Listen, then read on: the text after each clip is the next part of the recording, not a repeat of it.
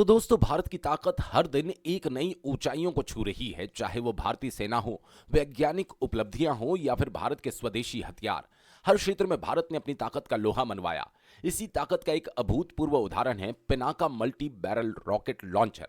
हाल ही में भारतीय सेना ने पिनाका रॉकेट के लिए 10,200 करोड़ के एमिनेशंस की खरीद का बड़ा फैसला ले लिया।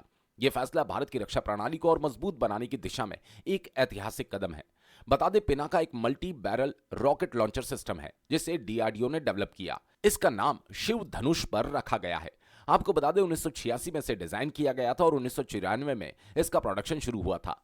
पिनाका को पहली बार 1999 में कारगिल युद्ध में भी इस्तेमाल किया गया था, जहां इसने अपनी ताकत और सटीकता का परिचय दिया। ऊंचे पहाड़ों पर पिनाका की परफॉर्मेंस इतनी बेहतरीन रही कि रशिया के ग्रेड BM-21 रॉकेट सिस्टम को हटाकर इसे सेना में शामिल किया गया।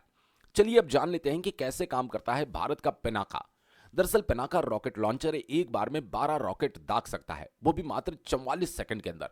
एक ट्रक पर 3 बैटरियां लगाई जाती हैं और हर बैटरी में 6 लॉन्चर होते हैं, यानी एक ट्रक में कुल 18 लॉन्चर होते हैं।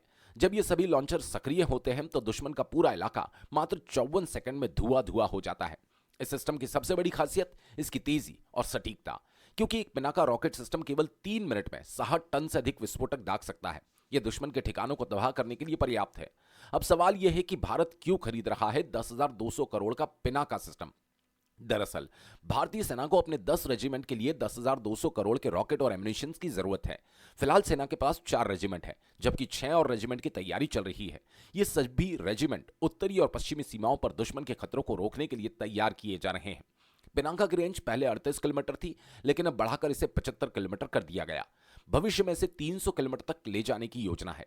यह सिस्टम दुश्मन के इलाके में गहराई तक हमला करने में सक्षम होगा। खैर, पिनाका का निर्माण पूरी तरह से भारत में हुआ।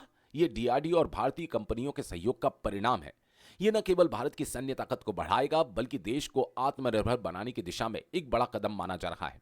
10,200 करोड़ के इस रक्षा सौदे के साथ भारत ने साबित कर दिया कि वो न केवल अपनी सीमाओं की रक्षा के लिए सक्षम है, बल्कि वैश्विक स्तर पर भी एक रक्षा सुपर पावर बनने की ओर आगे बढ़ रहा है।